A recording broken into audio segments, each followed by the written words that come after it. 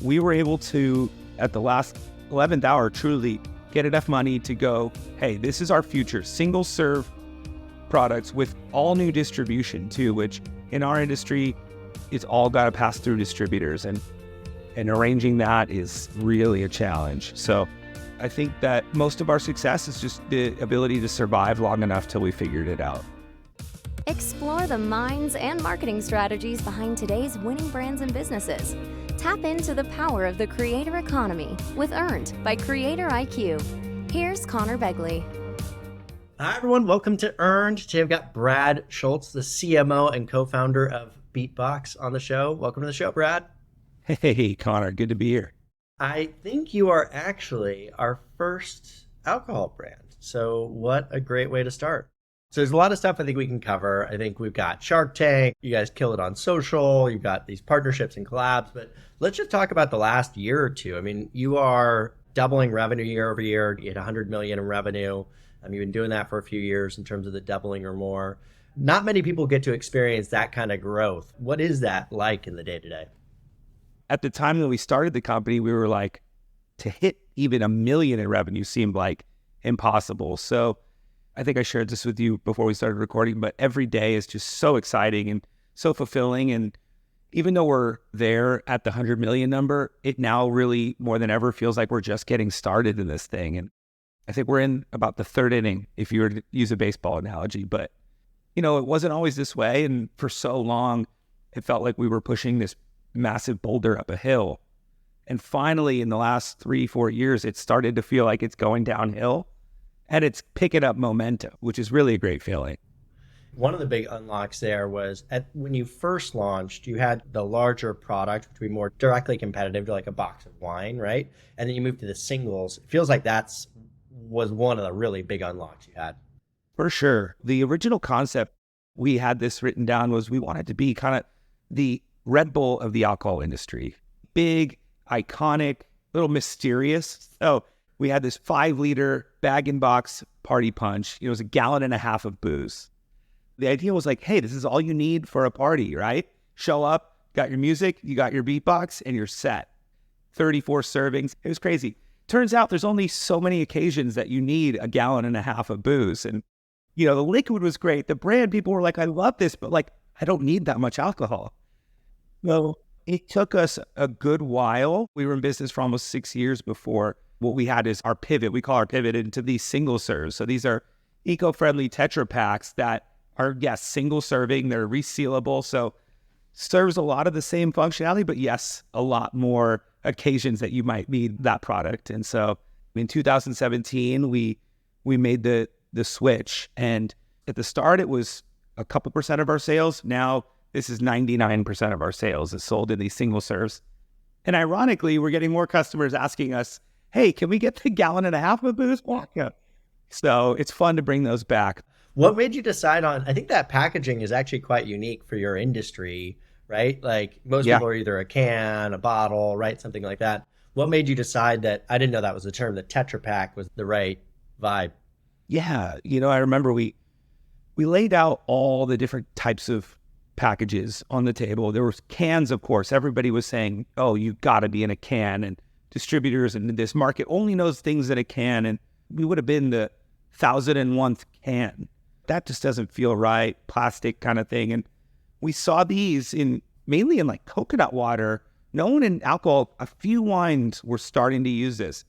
And we were like, it just felt so right. I mean, we're BeatBox, right? But, you know, underneath, if you look at what we do is, you know, the eco-friendly aspect is such a big thing to our company. And my co-founder, Amy, she has a existential crisis in her head of like using BeatBox as this platform to solve kind of the climate crisis. So we looked at BeatBox, and Tetra Paks are actually the most eco-friendly product you can have. They ship flat, but we were looking at it at first of, hey, this is really fun. I mean, it's resealable in the use case of taking it out to the dance floor, or you just pay $20 for a drink and someone bumps into you and it spills. Well, not with this, you know, you got the lid. So it turned out there was all these advantages. Of course, the supply chain wasn't set up there for alcohol. I think at this point, we're now the largest alcohol brand in Tetra Paks and have built up an insane supply chain. And turns out there's all these advantages. And so now they're saying it was a genius move, but I think at the time people were like, what are you doing? The thing you got right was you thought from a customer's perspective, right? Like, how is this better? And outside of being more eco-conscious, I think you're right. Like, you can bring it on the dance floor, you can reseal it. It feels a little sturdier, right, than a can or a bottle. Like, in a lot of ways, it's kind of shocking that that was the form factor that it ended up in, because it's like, I don't know, when you're partying, it's inherently a messy thing. That's exactly right. And, the shelf life is over 2 years. It stays incredibly fresh. I mean, they're versatile. It's really an awesome format. Yeah, totally. Well, in some ways, too, I think connecting it to coconut water, which I think is perceived as being one of the healthier drink options, too, right? You're like, hey, it's got good associations there. So let's talk a little bit about, you talked about your co-founders there. What was that process like? I couldn't really find much about how you guys met each other, what made you decide this was the company that you wanted to work on together. Talk to me about that period of time. Sure. So Justin, our co-founder, a CEO, Justin and I have been best friends since 13 years old. We're still in a close group of friends from that age, but him and I were always the ones that were kind of talking business ideas. And this was even before Shark Tank, but we were always just kind of scheming, but, cooking up ideas. And we got really close. If you remember the time when like the World Series of Poker started blowing up and poker was on TV for the first time, we were in high school. We were like, what if we just made these branded poker chips? And there was no brands on these poker chips. We were playing with these pieces of plastic, and we got really far down the road of starting a company, got on the phone with the MLB. Turns out they wanted like $150,000 minimum guarantee. So that kind of squashed that for some high school kids. But we just constantly were pitching these ideas. And actually, a little bit after college, we started an iPhone app game publishing company. This was the time when the App Store first came on, and literally Nike didn't even have an app. I work with all these brands, and Justin was working at equity analyst, and he saw from a business model standpoint, like apps were going to be the thing. So we kind of got together and launched a couple iPhone games, if you remember, like Dance Revolution. And, it was a huge, colossal failure. But there was something about taking something from just our conversations to market. And so the problem was neither of us played any games. It was a true money grab. It was something that we thought, hey, we could just make a quick buck on it. So many lessons there. But if you take back to our mid-20s when the nucleus of this idea came, we were going to these music festivals, and the first Electric Daisy Carnival I went to was 2010, and 100,000 people centered around partying, the pregame in the hotel room. We were the ones in our group of friends that always got people together, coordinated a lot, hosted the pre-games, made the drinks for people. And so he was at this going away party, actually, for him to come to the grad school at University of Texas. We were at this wine bar, and they only served beer and wine options. This was the time of like Four Locos and, this whole EDM scene. And so we were just like, why is wine so boring? Like, why doesn't somebody just make a party version, a wild, crazy version of wine? And we had all these fun names that we'd constantly riff on, and everyone started laughing at the idea, and we just kept it as a joke, almost a pun that we'd say. We called it Winergy, and there was Call a Cab and Fundell and Sauvignon Blanc out. That was the best one, I think. We just kind of talked this whole thing into existence, and I was starting up with a new company, and I had a little bit of time in between, and we just were talking about that idea, and more of his people in the business school started hearing it, and they were like, that's incredible. You guys got to do that. And so literally in that trip before orientation, he started the company out there. We founded it. It was BoomBox Beverages at the time. We learned about trademarks later.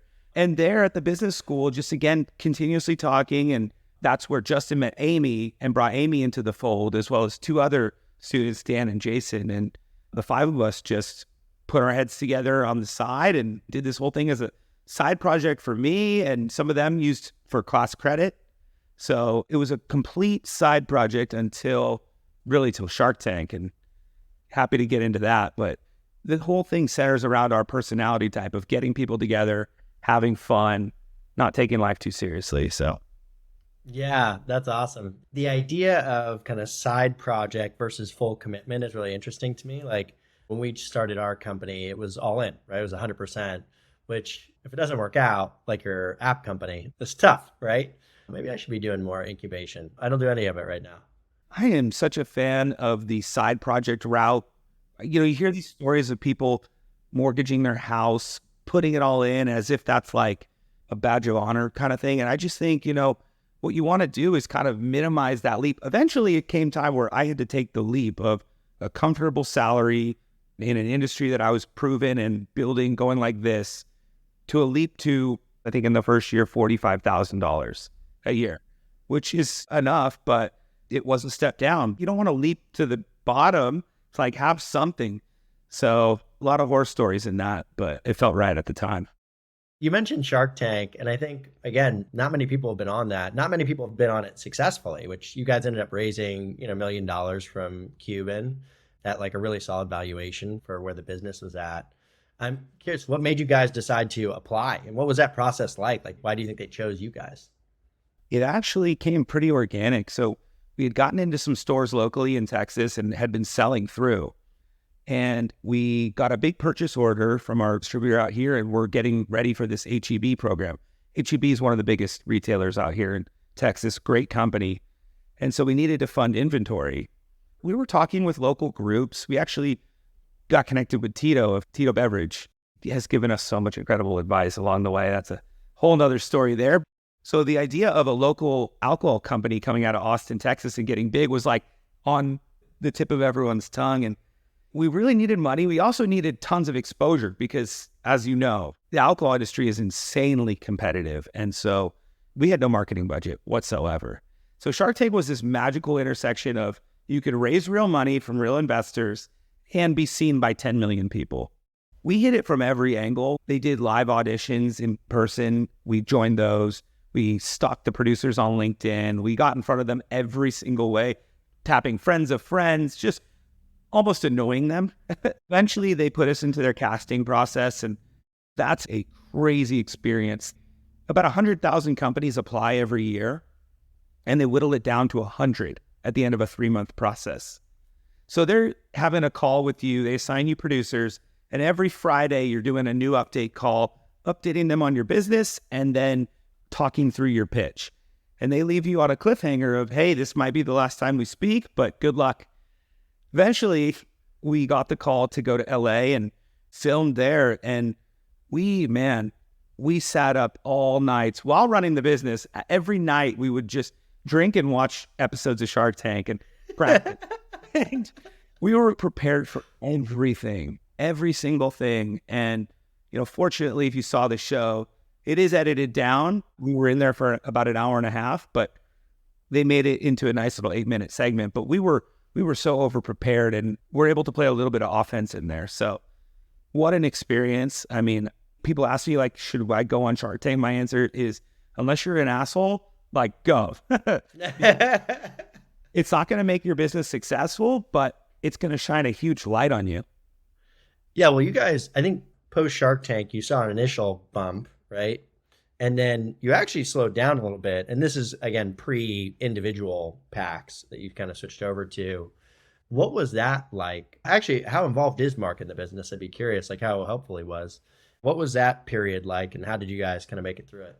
Mark is incredible. From the deal, we were talking with him every week, updates every week. He's so good at synthesizing big concepts and years of experience into a few sentences. And so if he ever gives you the paragraph, something's up. Like, well, getting to work with him as in your late 20s as an entrepreneur was just a dream come true. He truly was an inspiration. But we did reach a point where there's only so much he can do. I mean, he can't make your business a success. And he actually took the route of not wanting to. Like, he was pretty fatherly and like, hey, you guys got to figure this out. And, there did come a time that we ran out of money. He could have easily written us a check, but he was like, you know what? You guys have to go figure out how to actually raise money, but, do it the real way, not on Shark Tank. And so thankfully he did. And, we took kind of this extreme ownership approach of just, hey, this thing's going to survive or fail, and it's going to be on us. There came a time in about 2015, 16 where ran out of money. couldn't afford to make payroll in 2 weeks. Amy, Justin, and I had gone 3 months without paying ourselves salary. I truly had my resume pulled up, and it was dark times. The last really roll of the dice was that single serve product. Truly, we had just enough money to get it into a few stores and show some sell-through and say, look, this is the future of the company, okay? Because we would put it in a store and it would sell out that day. We've got something almost 10 times the rate of the big box. So we were able to, at the last 11th hour, truly get enough money to go, hey, this is our future. Single serve products with all new distribution too, which in our industry, it's a crazy industry. It's all got to pass through distributors, and arranging that is really a challenge. So I think that most of our success is just the ability to survive long enough till we figured it out. We used to have a phrase we would tell each other, which is like, just don't die. Most businesses, right, have very binary outcomes. Either you go on, it does well, everybody generally makes a lot of money, or it basically dies, right, or limps along. And so it's like, as long as you survive, you got a good chance at doing well. I mean, we hit a point where we had $5,000 in the bank and a $5,000 IOU to my co-founder. And that was similar. We had like months where we would skip paying ourselves. And that was when we were paying ourselves $2K a month, right? Which my take home was $1,600. My rent was $1,300 because I lived in San Francisco. My car payment was $300. So there you go. It really compounds in your brain at those times. But there is a difference between being just naive and persevering. And so had we not seen the data on the sell-through, had we, not felt, and we were talking with our consumers, and it wasn't a problem of people wanting the product. It was our inability to figure out how to get it to them. I think every business is hard, of course, but I think alcohol has so many unique challenges.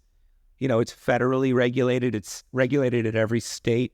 So every state has its own set of laws. There's written rules, there's unwritten rules. It's a minefield out there. Fortunately, we stuck around, and a talk that we gave in front of our company, and what we do is we pull back those moments and we show screenshots of old emails and ways we were thinking to just show people at the company now. It was only 4 or 5 years ago that this was the state of the business. And a lot of those lessons learned then are so important to keep in mind right now, because this could go away. We don't want to take anything for granted. At the same time, it serves as like inspiration for folks that come in now. Think of where we can get to with this behind us. Exactly. Well, now you're past the survival phase, hopefully, right? But I agree. I think that those lessons are quite important. And I don't know, honestly, I've thought a lot about like, could I have learned them other ways? Like, were there ways, like, should I have been researching more or talking to more people or whatever? I think some of them you just kind of have to learn the hard way. Yeah, I completely agree, because you form this emotional connection to decisions. I've said this so many times. Some of the conversations feel like deja vu, right? Where I've had it 10 times. But you get these kind of senses of like, hey, we were thinking like this and it led to this. I think the only way to experience that, you can learn from mentors, you can read books for sure, but when you go through it yourself, as long as you're paying attention, I think you form this connection to the outcomes. You were talking about regulation in there, and your title is CMO, right? You're in charge of marketing. I know that marketing alcohol has its own challenges as well. Can you, just for people that aren't in the day-to-day world of marketing alcohol, talk a little bit about those, like the age restrictions and what some of those things are? The alcohol industry is one of the most regulated industries there are. Of course, like now financials and other industries, but it serves multi-purpose, because there are bad actors and there are people that have come in and tried to skirt around things and try to disrupt the industries. And it dates back to Prohibition, where the government basically said, all right, you guys figure this out. Every state that you want to sell alcohol in has its own set of laws. And there's also this dynamic called the 3-tier system. So there's 3 tiers of the alcohol industry. You can be a supplier, you can make the stuff. You can be a retailer, a place that you go and buy it from, a bar, restaurant, H-E-B, 7-Eleven. Or you can be a distributor. And you can't be 2 of the 3. And so that's to prevent the monopoly effect. And the distributors really help the industry. And so we didn't know that. We didn't know what a distributor was at the time of starting. And it's an ever-evolving state of laws that are designed to protect things like taxes and people paying the right taxes, but underage drinking and responsible drinking. Every state has its own laws and ways of doing business, and then there's federal laws, and then there's also industry groups that get together and say, hey, these are best practices. Creates a lot of challenges for a small company because it's not like these are easily accessible anywhere, right? They're out there. But you do a bunch of other stuff as well, right? So you do a lot on the music side of things, right? So you do a lot of that. You're doing a lot of collabs right now, right? Whether it's with individual creators or brands. What are the big marketing channels for you guys outside of the actual physical distribution of the product? There's a couple of principles, but nothing beats trying the product. We're a beverage. Having it in the right environment trumps everything. But to support that, we've always said people don't want to hear from BeatBox Beverages how cool BeatBox Beverages think they are. Like, that's obvious. You know how we think about our own products. So we've always said, if you're going to try a new product these days, you got to have your best friend tell you, hey, you got to get this. And so we've kind of centered this around all of our word of mouth and just helping word of mouth experiences. Michael Acton Smith of Calm, he started a company called Moshi Monsters, and it was basically the idea of a Tamagotchi online with all of your friends. He built this amazing community of fans. They had millions of people paying $5 a month to be a part of this community. And what I saw there was just like the fact that so many people were doing it made it even more fun. And so that's kind of how we think about BeatBox, is the idea that more people are drinking it, more people are enjoying it, that you can do it with your friends. That makes the product more fun. At the end of the day, anybody can put liquid in a box, right? Anybody can do this, and they've tried. But building a true community is something that you got to earn. We do a lot, and we're consistently adding to our marketing playbook, but at its core, it's in real life moments, and it's word of mouth. And what are the in real life moments that you think have been the most impactful? Is it the music concerts? What are the ones that you really focus on? Again, the idea for BeatBox started out of our love of going to music festivals. In fact, in our core values, one of them is PLUR, which stands for peace, love, unity, and respect. And it is a term born out of the rave scene. That energy and that ethos of like, when you're there, no one's asking, oh, who did you vote for? What is your stance on this? Let's just have the best fucking time. And so naturally bringing BeatBox back into that environment of music festivals where you're there to party and have the best time, it's a perfect fit. And when we go and we show up, we want to contribute. We're bringing something. We're bringing a candy making station. We're bringing the fun, trying to add to that experience of being there. So we started just going to music festivals and thought, hey, that's where the brand belongs. But more recently, we really expanded it to anywhere where you're having fun. So we're now the sponsors of the Professional Bull Riding League. It's a party. I've been to a bull riding event. I don't know if it was an official PBR sponsor. I think the country scene in general is kind of underrated. That's true. Yes. So we don't want to be the brand of one genre or one place. It's like anywhere where people are out there having fun in groups, like that's a perfect place for BeatBox. And so we've expanded that to Dodger Stadium. You can go and enjoy a baseball bat-sized BeatBox. The American Airlines Center, up where the Mavericks play. We've got branded BeatBox with the Mavericks and the Dallas Stars. This year's an LSU Tigers BeatBox. So you can get these at the stadium. And we're really expanding it. What it's doing is bringing all these amazing new people into the brand. And it's so fun. It's one of the most fulfilling parts of this is seeing how broad BeatBox has gotten. And we're just getting started. Yeah, totally. While we're here, obviously we're in the social media space, we're in the influencer space. I know you started like a creator series, you did a collab with Avril, right? Sounds like it went really well. How do you think about playing in the social media space? How do you think about these collaborations or working with kind of influencers and talent and creators out there? Yeah, the Avril collab was another one of those surreal moments, of course. I mean, I think it was the 20-year anniversary of her Let It Go album. So just surreal to be having a conversation with Avril about BeatBox. And before that, we actually worked with, if you remember, Dogface, the TikTok star with the cranberry juice and Fleetwood Mac. So that was our first real, true collab on packaging. And that came at a time in COVID, if you remember, we all saw the video of him. You know, we were locked up and he made that video. We saw that and we're like, that is the energy. That is BeatBox. Like cheering people up, having fun, even when times are tough. And so we made the cranberry flavor with him and that just felt so right. And I think that's a good model of how we think about social media. Of course, we look at numbers and of course we study algorithms and all the science behind it, but there is a big gut check that goes on with everything that we do. And we consistently do that from the content we produce to the collaborations that we do. And it's got to feel right. And going back to one of those principles of Plur and building a community here, like everything we do feeds that community and serves that community. And that includes influencer campaigns. Well, let's do one fun end of show question. What is your favorite flavor of BeatBox? And what is your least favorite flavor? Now, it's like asking you to pick your favorite child. I will say the green apple flavor that we just brought to market, it really is so good. We just came out with a hard tea line, a flavored hard tea line. And so it's 11% boozy iced tea.